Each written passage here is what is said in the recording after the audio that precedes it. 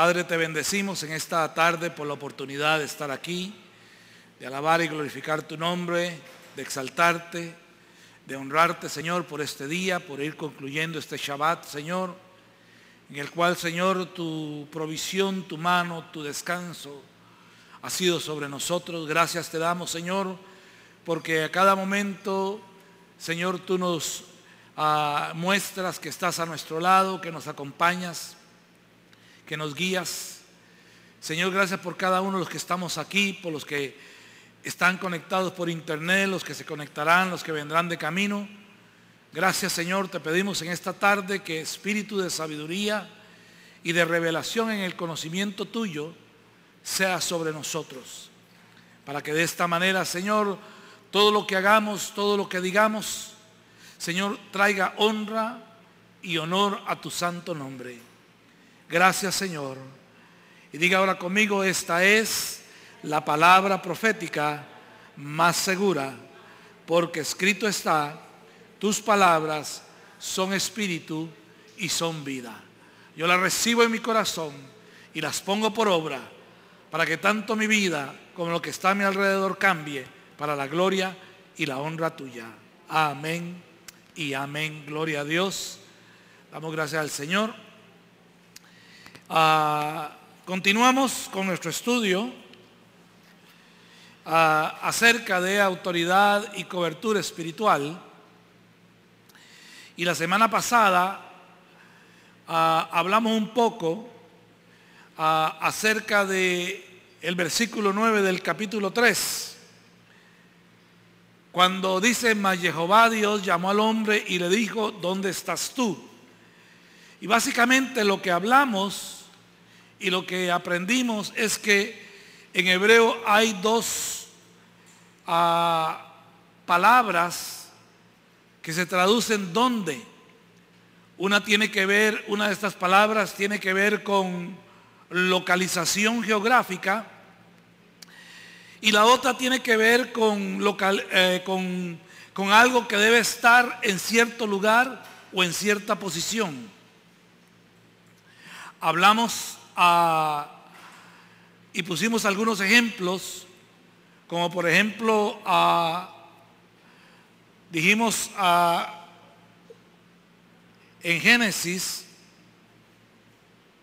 37:16 dice: José respondió: busco a mis hermanos, te ruego que me muestres dónde Eifo están apacentando. Dijimos que las dos palabras son Ayé y Eifo o Efo, y esta Eifo o Eifo tiene que ver directamente con localización geográfica. José quería saber dónde, en qué campo, en qué lugar estaban sus hermanos apacentando las ovejas. Ahora, de igual manera, la otra palabra, perdón,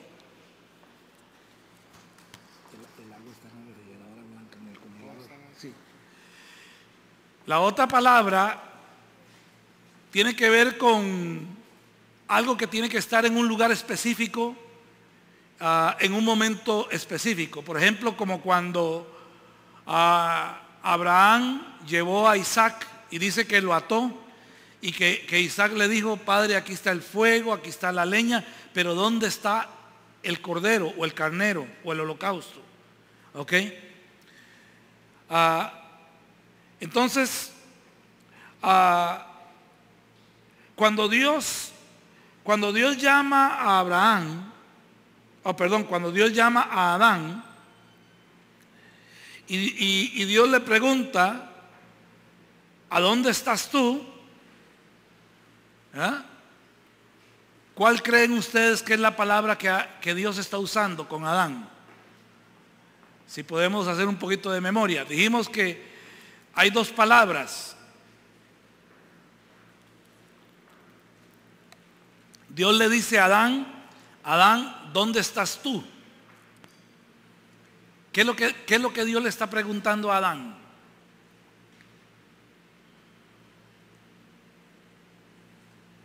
¿Será que Dios necesitaba el GPS para saber dónde estaba Adán? ¿Podía Adán esconderse de Dios? ¿Puede alguien esconderse de Dios? Entonces, ¿qué es en sí lo que Dios le está preguntando a Adán? ¿Cómo qué pasó? ¿Verdad? Sí. Pero Adán, ¿dónde estás tú? ¿Qué es lo que Dios le está tratando? Porque acuérdese de esto. Estamos tratando de mirar el contexto y la profundidad de las palabras que Dios usa para poder entender el mensaje. ¿Ok? Así como vimos que las hojas de higuera no tenían que ver con tapar las partes íntimas, ahora Dios le habla a Adán y le dice: Adán, ¿dónde estás tú? ¿Dónde estás tú? ¿Qué es lo que Dios le está tratando de preguntar a Adán?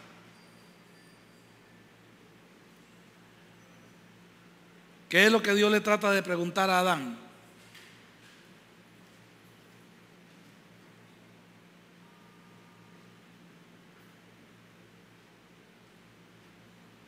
Dios le dice a Adán: Adán, ¿dónde estás tú?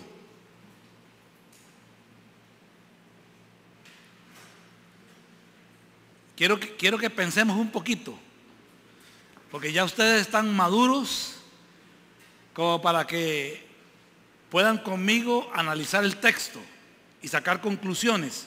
Esa es la idea. Dios le pregunta a Adán: Adán, ¿dónde estás tú? ¿Qué es lo que Dios le está? Piense usted y responda sin miedo, aunque se equivoque, no importa. ¿Qué cree usted que Dios le está diciendo a Adán cuando le dice: Adán, ¿dónde estás tú? Si nadie se puede esconder de Dios, ¿no sería una pregunta tonta? Si yo no me puedo esconder de Dios, entonces ¿para qué Dios me pregunta que dónde estoy? O sea, es ilógico, ¿verdad? Hay algo en el texto que nos indica y nos orienta hacia la dirección de la pregunta que Dios le hace a Adán. Es importantísimo. O sea, es importantísimo porque si usted logra captar el asunto, usted va a ir como usted ha visto esas páginas donde ponen un montón de puntitos y va 1, 2, y cuando usted termina de unir todos los puntitos, hay una fotografía, un paisaje, una caricatura, lo que sea. O sea, lo que estamos haciendo, porque podíamos haber terminado hace meses y leer el texto y seguir sin entender o a como nosotros nos convenga entender, pero estamos tratando de profundizar en el texto para poder extraer el mensaje de Dios, porque ese mensaje es el que puede cambiar nuestra vida. ¿Ah? Dios le pregunta a Adán: ¿dónde estás tú? Ajá, ¿sí?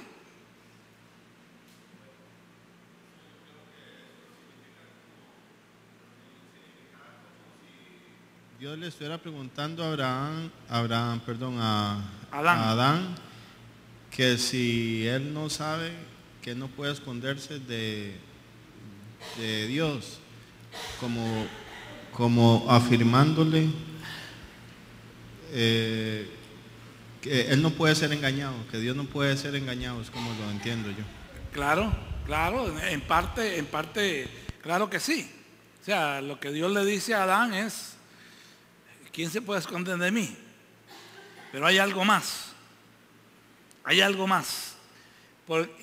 Insisto, porque tal vez en algún momento Dios le puede hacer la misma pregunta a usted. Me la puede hacer a mí. Como si está solo. ¿Ok? ¿Qué más? ¿Qué más podemos ver en el texto? Adán, ¿dónde estás tú? ¿Dónde estás tú? O sea, lo que Dios le está preguntando a Adán tiene que ver con el mundo espiritual, tiene que ver con la relación con Dios. Adán tenía, ¿se acuerda cuando les dije con el caso de Abraham e Isaac? Que Isaac dijo, bueno, aquí está la leña, aquí está el fuego, pero ¿y el cordero? O sea, el cordero tenía que estar aquí para el sacrificio, pero no está. O sea, lo que Dios le dice a Adán, cuando le dice a Adán, ¿dónde estás tú? Es, Adán, este es el momento en que usted y yo tenemos intimidad. Usted no llegó a la cita, ¿dónde está usted? O sea, ¿qué pasó?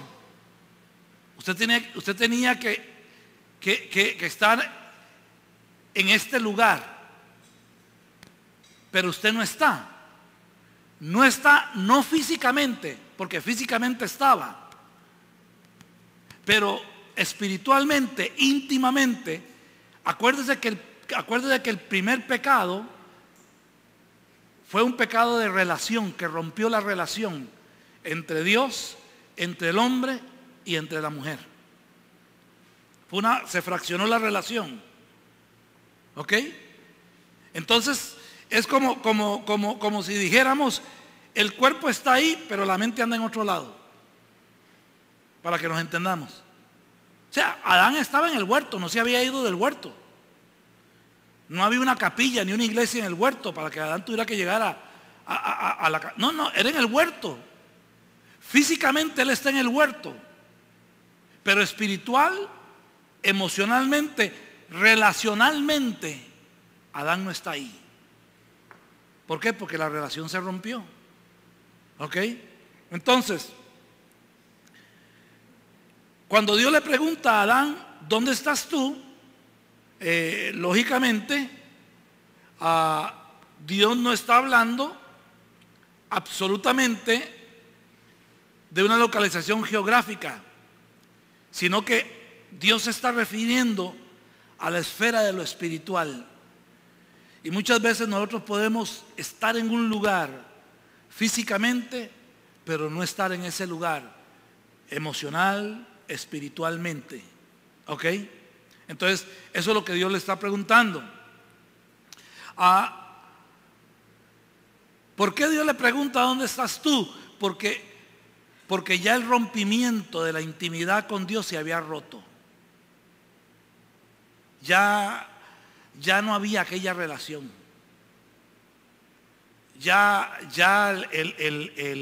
el hombre había roto su comunión con Dios. ¿Ok? Inmediatamente Adán percibió el cambio en la esfera espiritual, ¿verdad? Y ahora Adán, ¿ok? En lugar de ir a encontrarse con la gloria del Señor, Adán huye de la presencia de Dios. Y vea qué irónico, porque ¿quién puede huir de la presencia de Dios? El salmista dice, si me fuere a lo más profundo del infierno, ahí tú estás. Si tomara las alas del águila y me fuere y a lo más alto posible, ahí tú estás.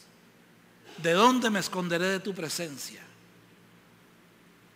Porque no podemos físicamente, pero emocionalmente, espiritualmente, sí puede haber un rompimiento. Y eso es lo que Adán hace. Ahora, hay algo interesante aquí. Y es que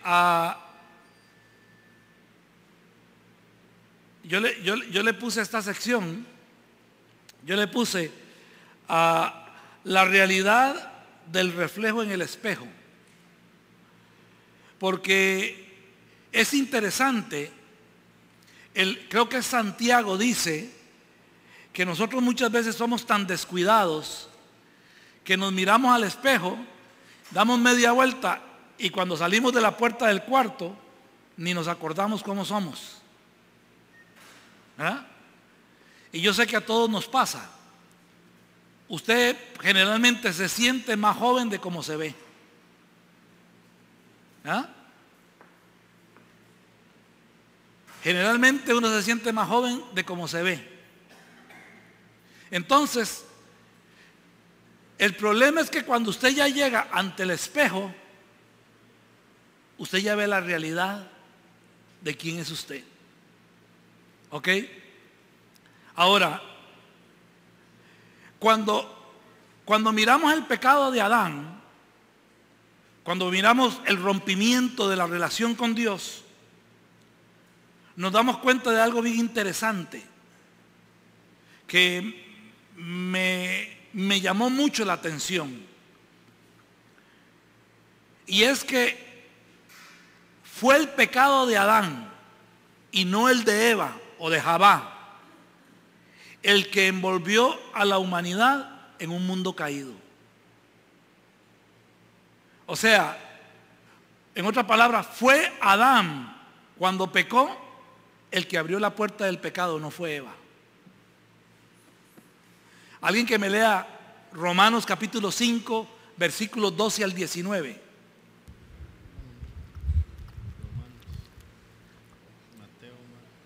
Romanos capítulo 5, versículos 12 al 19. El que lo tenga, lo lee. 5:12. ¿Ok? ¿Karen? ¿O?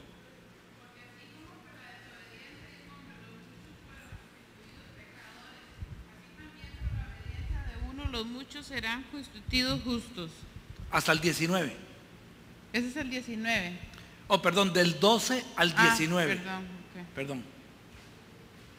Por tanto, tal como el pecado entró en el mundo por un hombre y la muerte por el pecado, así también la muerte se extendió a todos los hombres, porque todos pecaron. Pues antes de la ley había pecado en el mundo, pero el pecado no se imputa cuando no hay ley. Sin embargo, la muerte reinó desde Adán hasta Moisés, aún sobre los que no habían pecado con una transgresión semejante a la de Adán, el cual es figura del que había de venir. Pero no sucede con la dádiva como con la transgresión, porque si por la transgresión de uno murieron los muchos, mucho más la gracia de Dios y el don por la gracia de un hombre, Jesucristo, abundaron para los muchos. Tampoco sucede con el don como lo que vino por medio de aquel que pecó, porque ciertamente el juicio surgió a causa de una transgresión, resultando en condenación, pero la dádiva surgió a causa de muchas transgresiones, resultando en justificación. Porque si por la transgresión de uno, por este reino, la muerte, muchos más reinarán en vida por medio de uno, Jesucristo, los que reciben la abundancia de la gracia y del don de justicia. Así pues, tal como por una transgresión resultó la condenación de todos los hombres, así también por un acto de justicia resultó la justificación de vida para todos los hombres. Porque así como por la desobediencia de un hombre los muchos fueron constituidos pecadores, así también por la obediencia de uno los muchos serán constituidos justos. Gracias. Okay. Básicamente lo que Pablo nos dice es eso. Lo que Pablo nos dice es que fue Adán el problema en el pecado, ¿verdad? Ahora, hemos venido estudiando y hemos dicho que el hombre y la mujer fueron creados con un propósito. ¿Cuál es el propósito? ¿Cuál es el propósito de la creación del hombre y la mujer? Según la Biblia, según lo que la palabra de Dios nos dice, ¿cuál es el propósito de la creación del hombre y la mujer? Una es llenar la tierra, ¿correcto? O sea, que ser productivos. ¿Ah? ¿Qué más? ¿Cuál es el propósito del hombre? Dominarla o sojuzgarla, o sea, gobernarla, ¿verdad? ¿Qué más? ¿Qué más? En otras palabras, hacerla producir, ¿verdad? Es parte del gobierno. ¿Por qué? Porque Dios nos puso en esta tierra, puso todos los elementos para que nosotros tengamos lo necesario para vivir, pero el maná no cae del cielo más. ¿Me entiende? O sea, Dios nos puso en la tierra, puso todos los elementos y nos dijo, ok, ahora les toca, ¿quieren comer? Tienen que trabajar. ¿Les gusta lo bueno? Hay que trabajarlo. ¿Ok? Entonces, tenemos que el hombre y la mujer fueron creados para gobernar, para producir y para reproducirse. ¿Ok? Para llenar la tierra. Ahora, ¿qué es lo que sucede cuando el hombre peca? Esto ya lo vimos. Prácticamente estoy repitiendo. Cuando el hombre peca, cuando el hombre y la mujer pecan, el propósito no cambia. Seguimos siendo reproductivos. Seguimos teniendo que trabajar para comer. Si no se siembra, no se come. Maná no cae del cielo ahorita. ¿Verdad? Y tenemos que seguir gobernando la tierra. ¿Verdad? Y yo siempre lo digo, para mí parte del gobierno es cuando el hombre logra cambiar ciertos elementos para hacer la vida más cómoda, como el aire acondicionado, ¿verdad? Con el calor que hay afuera y la humedad. El aire acondicionado inmediatamente cambia el ambiente. O sea, en un sentido es un gobierno, una autoridad. Cambiamos la estructura, ¿verdad? Entonces, sigue siendo lo mismo, pero no es cierto que cada vez es más difícil. Sigue siendo la misma tarea, pero con más lucha y más resistencia. Entonces, Adán cuando pecó, pasó de ser el reflejo de Dios al reflejo de la serpiente. ¿Qué quiere decir eso? Que Adán pasó de reflejar el carácter de Dios y empezó a reflejar el carácter de la serpiente, o sea, de Satanás. ¿Ok? Porque fuimos creados a la imagen de Dios. Hemos dicho y hemos estudiado muchas veces, la imagen de Dios es el carácter de Dios en nosotros. Pero al hombre pecar y hacerle caso a la serpiente, el hombre empieza a reflejar su carácter.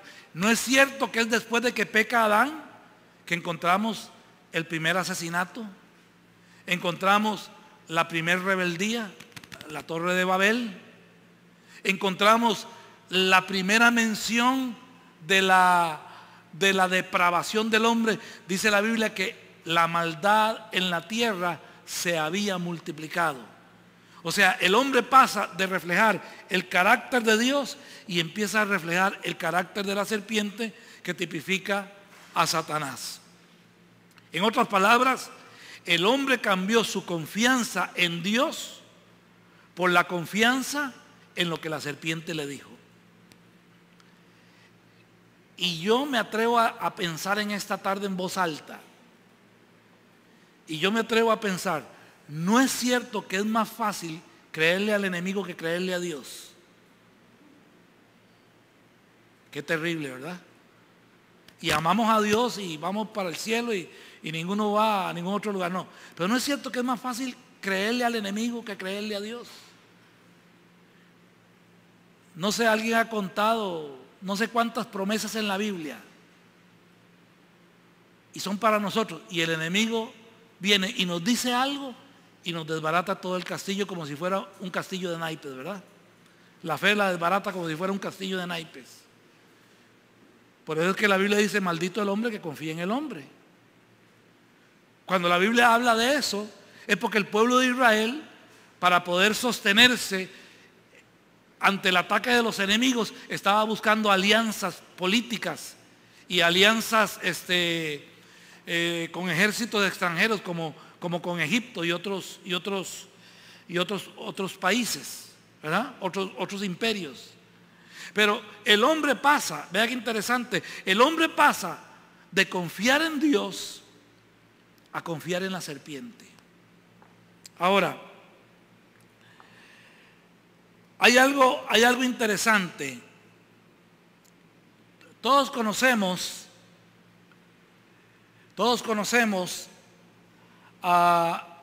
lo que dice Deuteronomio 5.1. Alguien que me lo lea. Deuteronomio 5.1 y otro que me lea Deuteronomio 6.4.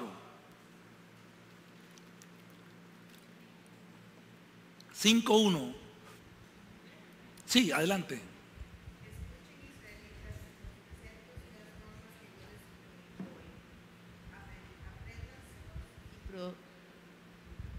pueden ponerlos en práctica. Ok. Y Deuteronomio 6:4.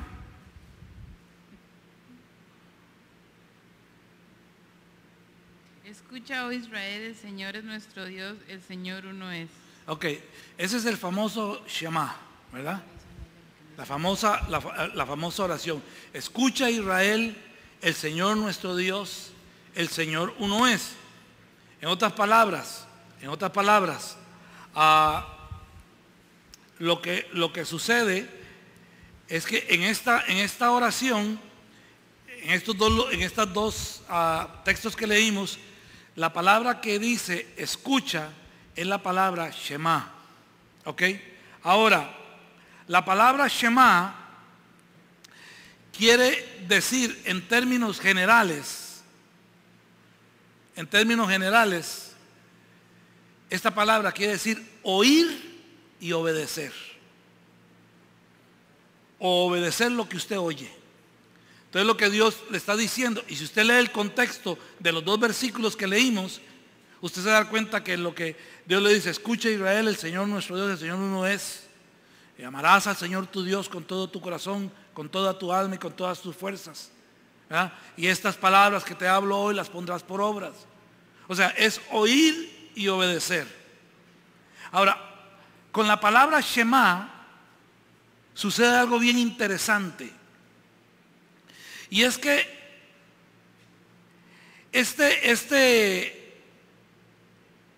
esta oración del Shema, por ejemplo, en el pensamiento hebreo, es recitada o es dicha 3 veces al día.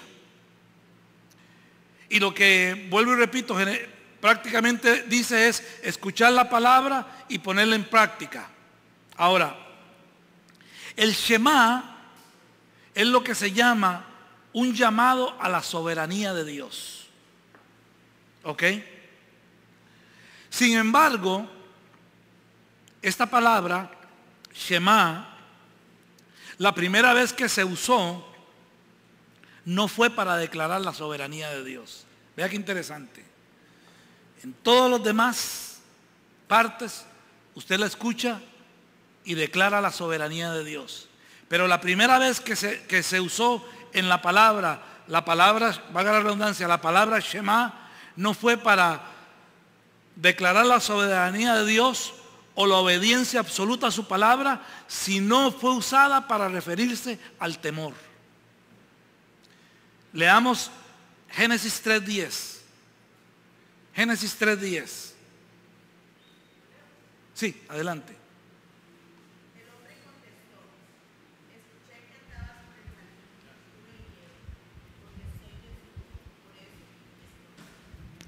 Dice, escuché que andabas por el jardín y tuve miedo.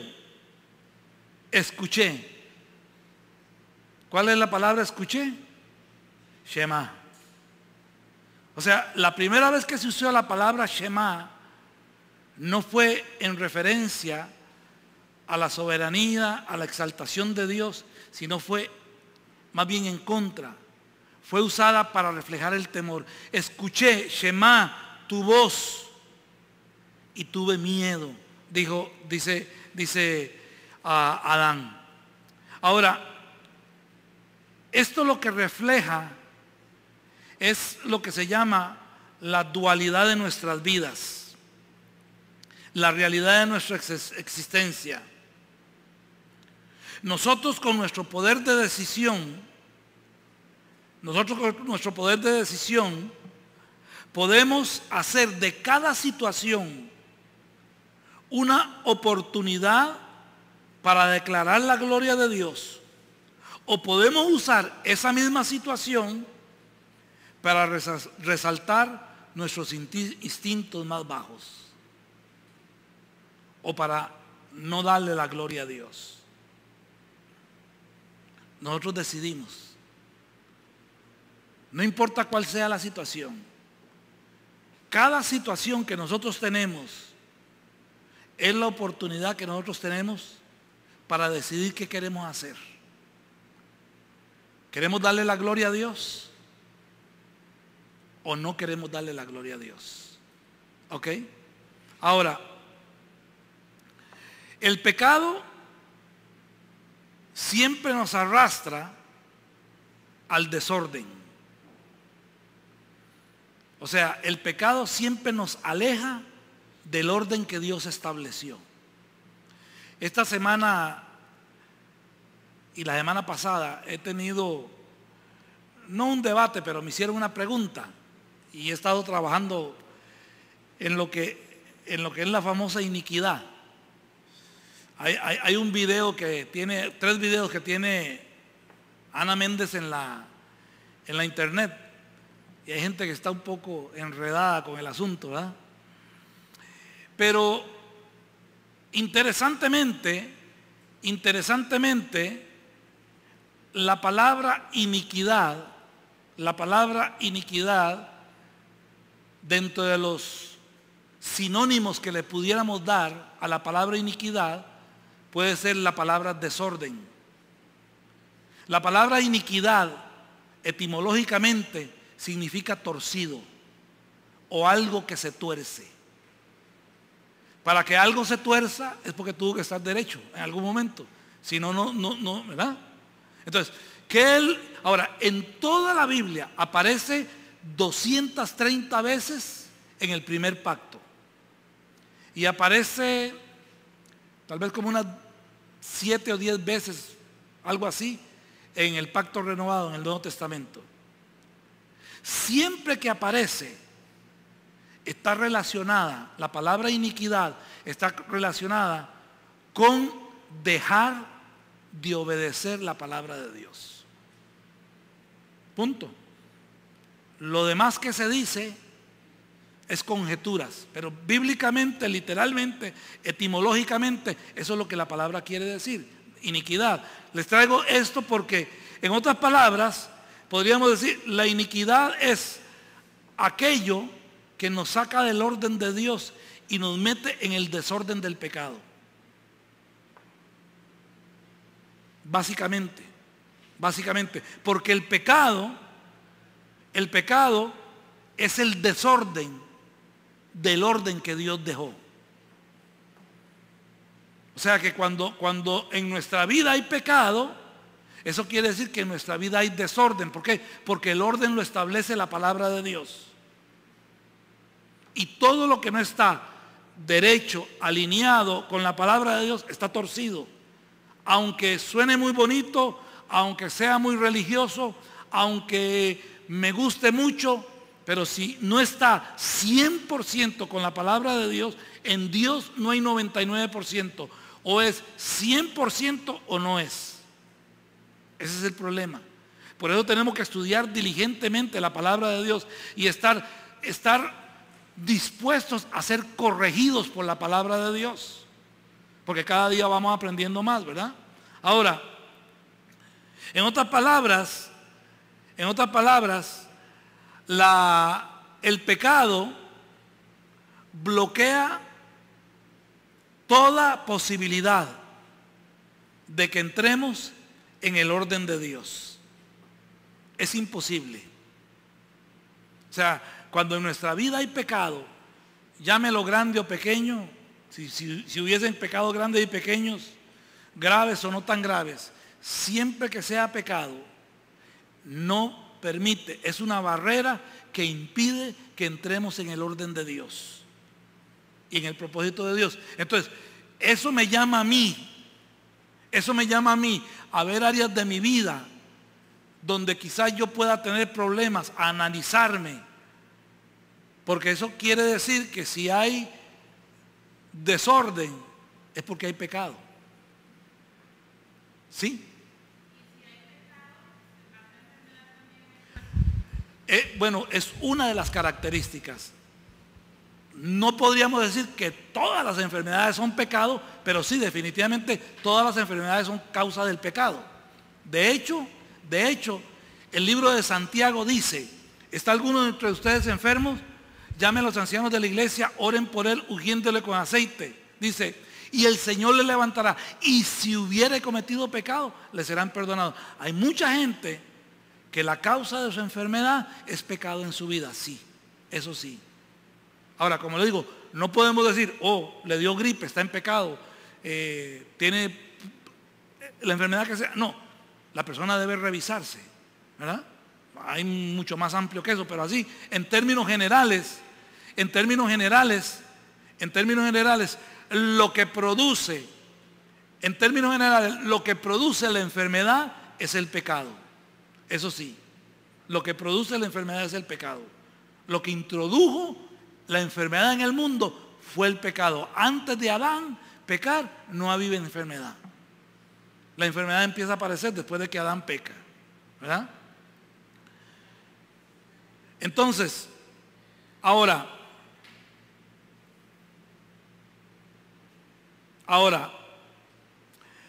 hay varias palabras, hay varias palabras que en la Biblia, oye Israel, ok, esto ya lo vimos,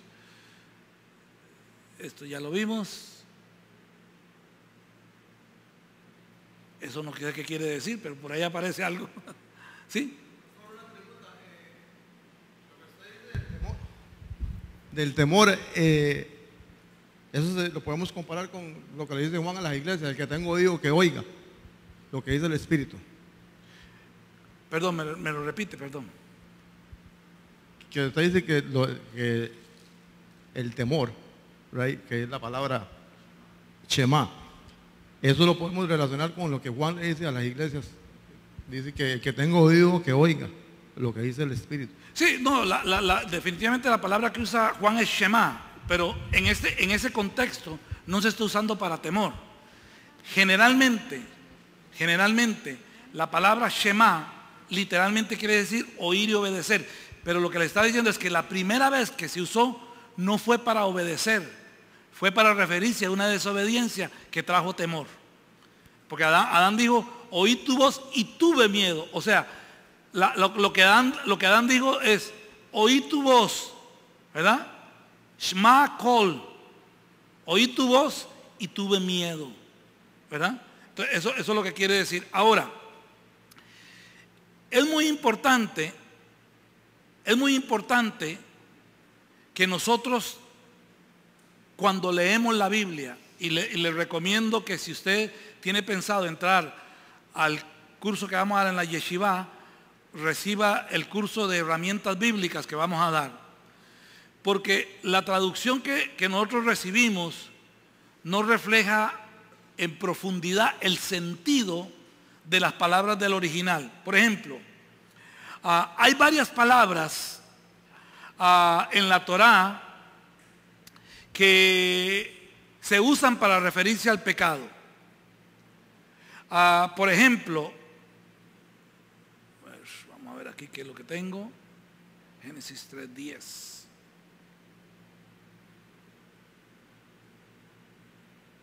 Y me escondí. Ok, ya la agarré. Ok, una de las palabras que se usa es la palabra ta'á. La palabra ta'á quiere decir actitud pecaminosa.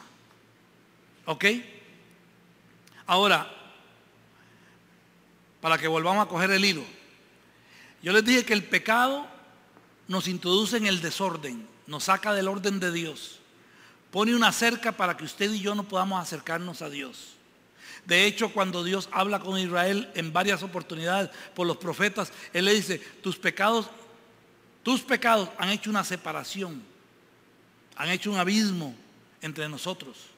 No podemos acercarnos. Ahora, la palabra ta'á quiere decir rodear el ojo para que no pueda ver.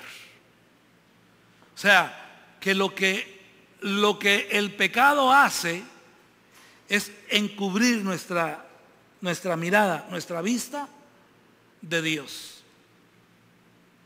¿Ok? Rodear el ojo para que no pueda ver. Ahora, otra de las palabras que se usan para el pecado es la palabra asham. La palabra asham se traduce generalmente en la Biblia como pecado o culpa. ¿Ok? Esta palabra nos dice pictográficamente, o pictográficamente quiere decir lo que destruye la esencia de la persona. Entonces, cuando la Biblia habla de asham, de pecado o de culpa, lo que la Biblia nos está diciendo es de una actitud, de una, ¿cómo podríamos ponerlo así? Tal vez de una actitud, de una predisposición de la persona que hace que destruya su esencia. O sea, ¿quién en realidad somos? ¿Quién en realidad somos? Ahora, esta palabra asham nos presenta la realidad. O sea, la palabra asham nos presenta la realidad cuando oímos y no obedecemos. Cuando oímos y no obedecemos, el caos se apodera de nuestra vida. ¿Qué dijo el Señor? Se me viene, no sé por qué ese texto tal vez se aplique, no sé, usted júzguelo. Pero ¿qué dijo el Señor? Cuando se libera un endemoniado, dice, el demonio va por lugares desiertos, no va al abismo ni va al infierno. El que lo manda al abismo o que lo manda al infierno es antibíblico. ¿Ok? Va a lugares secos, va al desierto.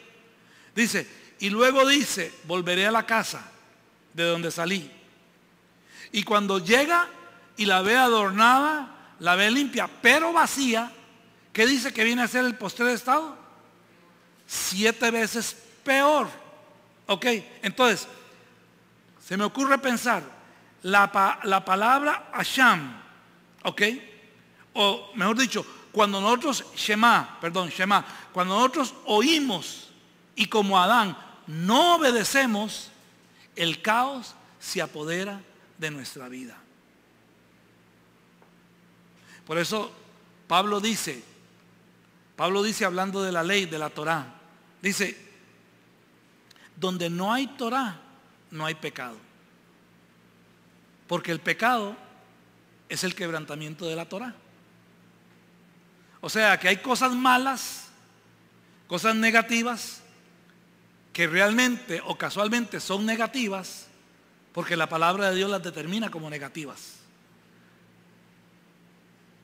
No necesariamente porque son negativas en sí mismas. ¿Me entiendes? No sé si me doy a entender. ¿Por qué? Porque el pecado lo determina la palabra de Dios. El pecado lo determina la palabra de Dios. Ok, ahora, cuando nosotros oímos y no obedecemos, entonces el caos se apodera de nuestra vida. Ya vamos a ir terminando. El caos se apodera de nuestra vida. Ahora,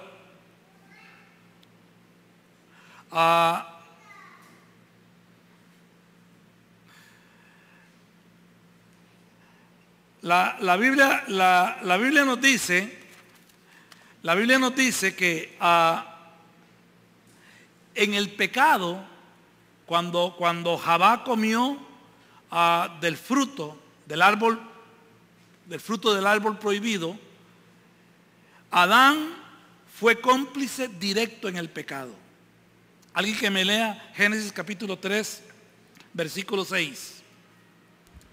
Génesis 3, 6.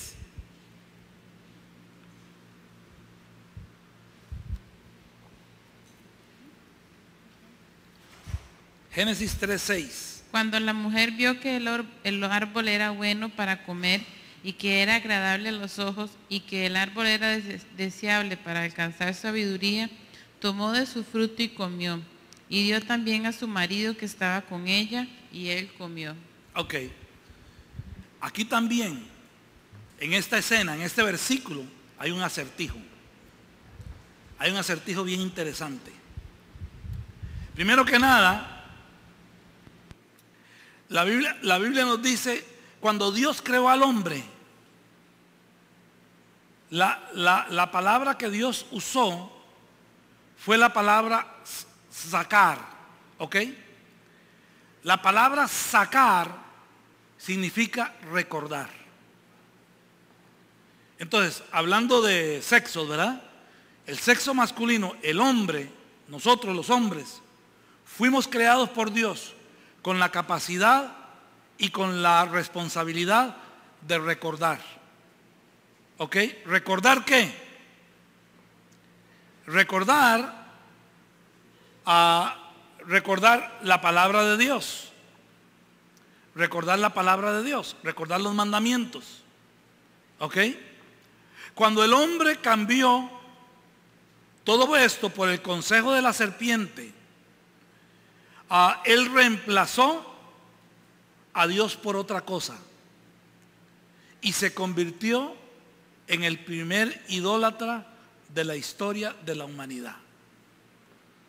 O sea, cuando el hombre le hizo caso a la serpiente y comió del fruto que le dio su esposa, Javá, el hombre reemplazó a Dios por el fruto. Por el fruto. Y esto en la Biblia se considera idolatría. ¿Ok? Ahora, en hebreo,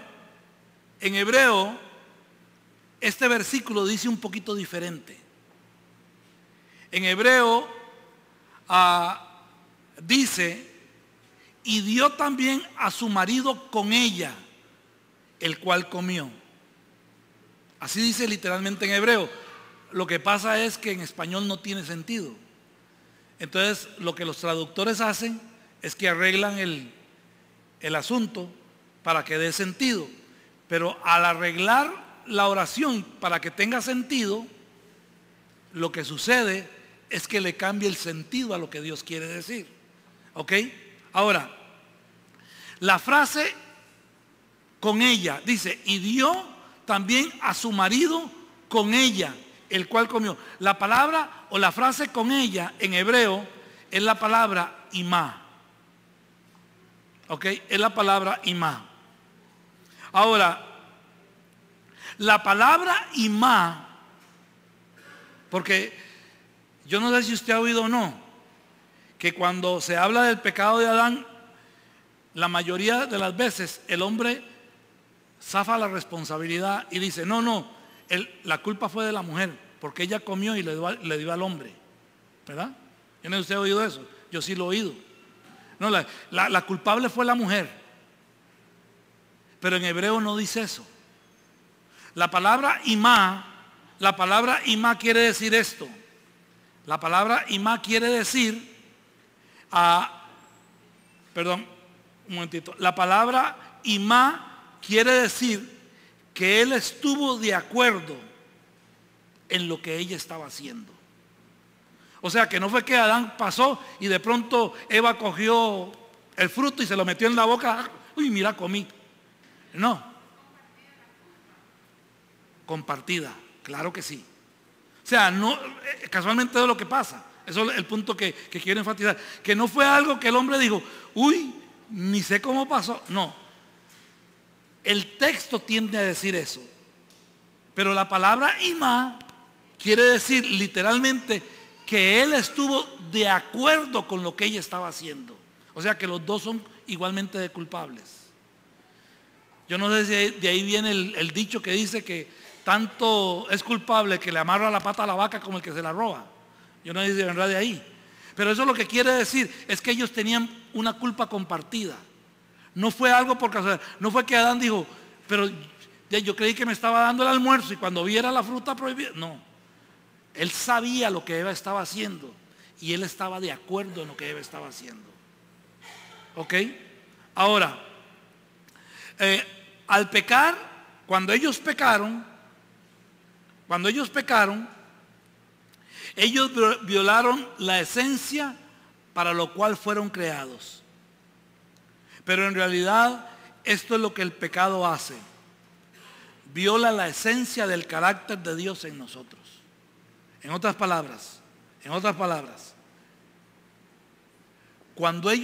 cuando Adán y Eva, Adán y Javá pecaron, echaron por el suelo todo el propósito por el cual ellos fueron creados. ¿Ok? Lo echaron por el suelo. No había más razón de ser. Ya no hay más. No había propósito. El propósito ¿qué diríamos? El propósito se desapareció, se quitó. Ya no hay propósito. ¿Ok? ¿Por qué? Porque ellos fueron creados con el propósito de reflejar el carácter de Dios en las 3 áreas que hablamos anteriormente. Y si fuimos creados con el propósito, y con esto voy terminando, si fuimos creados con el propósito de reflejar el carácter de Dios, en el momento que no podamos reflejar el carácter de Dios, perdemos propósito. ¿Verdad? Si usted tiene un foco, una linterna, ¿ok? Y está en la oscuridad, y usted prende la linterna y alumbra muy bien, pero se le va la batería, ¿para qué quiere el foco? Tiene el foco, pero si no tiene la batería, no, el foco no sirve. Entonces, ¿para qué va a andar cargando algo que no sirve? ¿Ok? Entonces, aquí podemos rescatar una moraleja. Y la pregunta que yo le haría a usted en esta tarde, y me hago yo también, la pregunta que yo le hago y me hago en esta tarde, es: ¿por qué usted viene a los cultos? ¿Por qué usted se reúne todos los sábados? ¿Por qué? ¿Cuál es el propósito? ¿Qué es lo que lo hace a usted y a mí? ¿Qué es lo que nos hace venir aquí? Contésteselo, no tiene que contestarme, contésteselo usted. ¿Qué es? Ver amigos, ver familiares, calmar la conciencia. Ajá. El reflejar nosotros la palabra es, volviendo al propósito, es la única forma de recobrar ese propósito. Fue para ellos solamente. Repítamelo, por favor. Usted dice que ellos perdieron el propósito de reflejar la Sí, esencia de Dios. Sí. ¿Era para ellos específicamente o incluye a todos nosotros? No, a todos nosotros. Y la forma en recuperar eso es la única forma, siguiendo la palabra. Exactamente correcto. Eso es. Digamos, si a usted le preguntan, Yuen, ¿y cuál es su propósito? Ese es su propósito el propósito principal por el cual Dios nos salvó, Dios nos rescató, es para reflejar su gloria. Pedro dice, haciendo una referencia al primer pacto, Pedro dice: porque ustedes son pueblo escogido, real sacerdocio, nación santa. ¿Qué más? Fernando, ayúdeme. Nación santa, creada o comprada por Dios para reflejar su gloria. En otras palabras, ahí parafraseé un poco, pero el propósito es ese. O sea, Dios no me salvó para ser pastor. Puedo ser pastor, no puedo ser pastor, eso es indiferente. ¿Ok? Dios rescató mi vida para que yo refleje su gloria. No hay otra forma. No es viniendo a la iglesia, no es portándome bien, no es dejando de hacer esto y dejando de hacer aquello, que yo voy a reflejar la gloria de Dios. No. Eso es lo que la religión nos ha engañado. Solamente yo reflejo la gloria de Dios cuando yo camino por la palabra de Dios. Es la única forma. ¿Sí, Fer?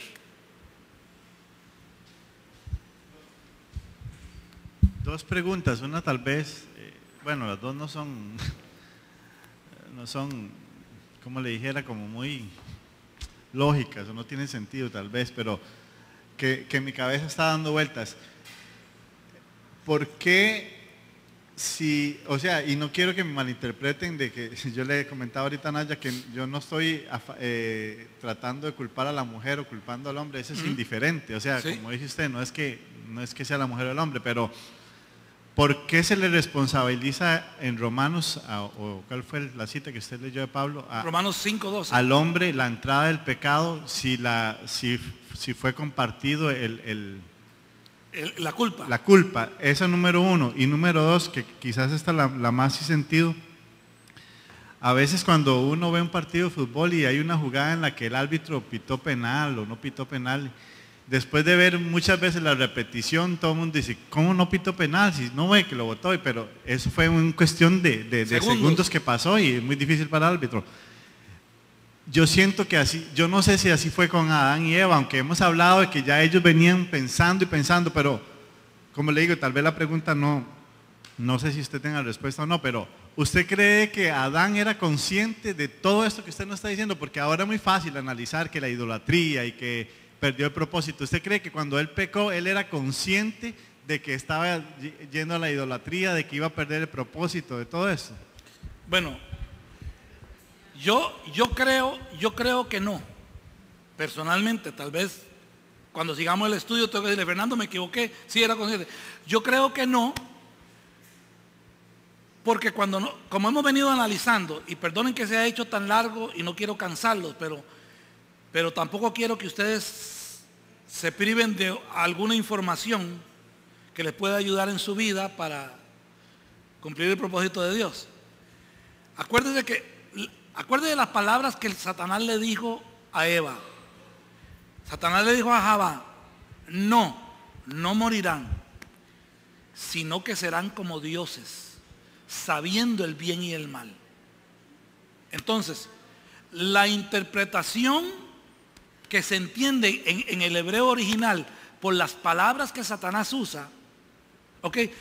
No fue que Eva dijo, uy, qué dicha, uy, me levanté con unas ganas de adulterar, qué barbaridad. No, o de desobedecer, no. Eva siempre tuvo en su mente el propósito de cubrir y guiar a Adán. Para eso fue creada. Lo que pasa es que, por eso dice Pablo, temo que como la mujer fue engañada, así también ustedes puedan ser engañados. O sea, que hubo un engaño, digámoslo así, con buenas intenciones. Lo que pasa es que, es muy cruel lo que yo siempre les digo, pero es la realidad, de buenas intenciones está pavimentado el infierno. ¿Por qué? Porque las buenas intenciones no valen delante de Dios. O sea, yo personalmente, por lo que he estudiado, me inclino a creer que Eva dijo, bueno, quizás si yo como, voy a hacer mejor mi trabajo y voy a estar mejor capacitada que lo que estoy ahorita. No creo en ningún momento que ellos pudieran haber medido las consecuencias. Jamás. No lo creo de esa manera. O sea, contestándole la segunda y la primera se me olvidó, repítamela. Ok, porque el hombre, la pregunta de Fernando es bien interesante. ¿Por qué, si los dos compartieron la culpa, por qué Pablo responsabiliza al hombre en Romanos capítulo 5? Porque el hombre tenía la obligación de recordar los mandamientos. O sea, por eso les he venido diciendo, quinocola. Ahora, pues, esa es la estrategia del enemigo, que se nos olvide, porque estamos supuestos a recordar. ¿Por qué ustedes creen que la mujer quiere mandar? Porque ella no fue creada para mandar, fue creada para guardar y guiar. ¿Ok? Entonces, ahí lo que yo puedo ver es cómo el enemigo empieza a tergiversar los diferentes propósitos con los cuales fuimos creados. Entonces, el hombre, Pablo lo dice, el hombre es la cabeza del hogar, ¿ok? Pero no es una cabeza jerárquica, aquí soy yo el que mando, no. Es una cabeza, un propósito. La mujer tiene un propósito, el hombre tiene un propósito. La mujer tiene el propósito de guardar y cuidar. O sea, guardar, cuidar y guiar al hombre para que cumpla los mandamientos de Dios. La mujer que no hace eso en el hogar no está cumpliendo con el propósito de Dios, aunque sea muy buena para muchas otras cosas. ¿Ok? Entonces, pero como el hombre es el que sabe los mandamientos y el que los tiene que recordar, cuando la mujer hace caso omiso o no sigue los mandamientos, el hombre tiene que poner una raya. Y Adán no lo hizo. Conveniencia, en realidad el texto no dice por qué, pero estuvo de acuerdo, según la palabra Imá, estuvo de acuerdo en lo que Eva estaba haciendo.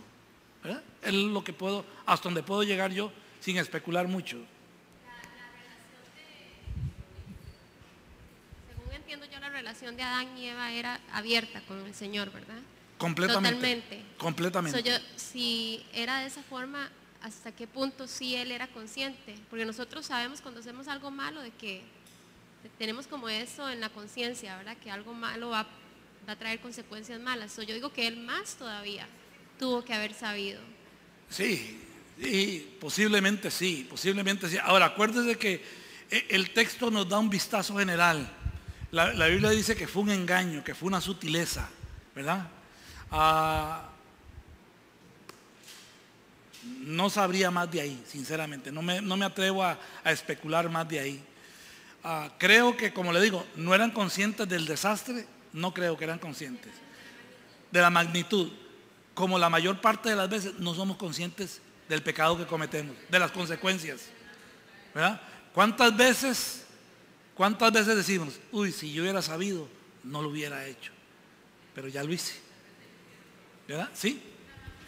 Sí, no, yo no tengo problema. El problema es Sonia, que tiene que predicar. Tal vez no, pensando en todo lo que dicen, usualmente siempre, bueno, por toda una vida se ha culpado a la mujer como eso. ¿Eso fue una equivocación de traducción o cree usted que fue con un propósito que se le culpó a la mujer? Yo creo en los dos. Yo creo que el problema, y esto es un vistazo muy general que le voy a dar, yo creo que el problema, y yo no sé si ustedes me han entendido, yo espero que les enriquezca la palabra de Dios que estamos estudiando, pero lo que yo veo es, a nosotros se nos vendió una idea machista, porque a los hombres nos conviene, ¿ok? Y dentro de ese machismo, para poder salir bien librados, había que echarle la culpa a alguien. Entonces, por un lado, ahora, muchos errores de traducción, y esto usted lo puede encontrar en cualquier léxico, en cualquier comentario bíblico, ¿ok? Esto no es mío, no lo inventé yo hoy. Muchos errores de traducción fueron hechos inconscientemente, pero muchos errores de traducción fueron insertados con el propósito de manipular y de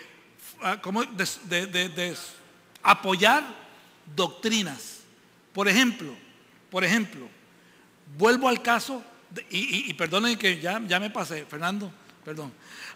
Vuelvo al caso de la palabra que yo les dije al principio, ¿cuál era? Iniquidad. ¿Ok? Vuelvo al caso de la palabra iniquidad. Por ejemplo, según lo que explica esta predicadora, o sea, usted nace con la iniquidad y no puede hacer nada. O sea, yo no lo creo. Yo no lo creo definitivamente. Porque entonces la primera pregunta que yo me hago es, si la iniquidad es parte innata en el ADN, y habla de un ADN que en la Biblia no lo apoya, el ADN espiritual. En la Biblia no habla de ADN espiritual. ¿Ok? Si eso es así, entonces Yeshua nació en pecado, nació con iniquidad. Porque él era humano. ¿Se acuerdan cuando estudiamos la lección de él, de Yeshua? ¿Verdad? Entonces, lo que esta predicadora dice es, no, todos nacemos y fue introducido en el mundo por Satanás. O sea, que no fue ni culpa suya, ni mía, ni de Adán, ni de Eva, ni de más atrás. Satanás la introdujo y ahora todos tenemos que pecar porque tenemos la iniquidad ahí. Ok, entonces Yeshua también, porque él no era. Ahora, ¿qué es lo que eso me dice? Inmediatamente en mi mente suena una campana. Ting, ting, ting, ting. La doctrina de la Inmaculada Concepción. Yo no sé cuántos recibieron el curso de Apocalipsis, de los tiempos finales, pero la doctrina de la Inmaculada Concepción dice que María no era un ser humano. María era un ser divino. Entonces, que lo que ella tuvo fue un ser divino. Entonces, Cristo no era humano, no era como usted y como yo. Entonces, Cristo miente y la Biblia miente, porque dice que Él padeció como yo y que Él fue expuesto al pecado y a la tentación como fui yo, pero sin pecado. Entonces, eso me dice a mí que, por eso la Biblia dice que si Él venció, nosotros también podemos vencer. Si Él no pecó, usted y yo no podemos, tenemos la autoridad para no pecar. Pecamos porque es más fácil y estamos acostumbrados a eso. ¿Me entiende? Entonces, hay errores que en la Biblia de traducción, porque se han usado para apoyar doctrinas, como por ejemplo la doctrina del pecado original. Todos nacemos con pecado. Entonces, si todos nacemos pecadores, entonces igual, Cristo fue un pecador o no fue humano. No hay otra alternativa. Si fue humano, según esta doctrina, era pecador. Si no fue humano, entonces la Biblia miente. Ahora, eso es una doctrina del año 1500 de la Reforma, cuando Agustín introduce el pecado original, y me hicieron esa pregunta hoy. Y el pecado original era el sexo. ¿Ok? Por eso Adán y Eva tuvieron que cubrirse, porque el pecado era el sexo. ¿Ok? Inclusive la doctrina del pecado original dice que cuando una pareja, cuando un matrimonio legal delante de Dios, constituido delante de Dios, tiene relaciones íntimas, el Espíritu Santo sale del cuarto porque es pecado. Eso lo dice. Y yo se lo puedo mostrar a usted, yo lo tengo escrito. ¿Ok? Entonces, por eso tenemos que ahondar tanto, por eso tenemos que...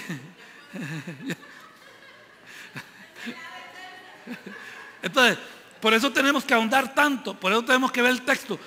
Por eso yo les digo, hermanos, yo les he dicho a ustedes, no crean todo lo que ven, no crean todo lo que oyen, no crean todo lo que yo les digo, investíguelo, contradígame, cuestióneme, a mí no me molesta, enséñeme si algo yo estoy equivocado y yo con mucho gusto le voy a dar gracias a Dios que pude aprender, porque aquí vinimos para aprender todos.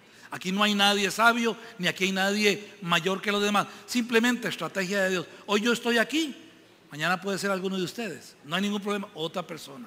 Amén. Así que espero que les enriquezca el estudio. Me voy de vacaciones, los veo en 2 semanas. Hay cafecito, que el Señor les continúe bendiciendo.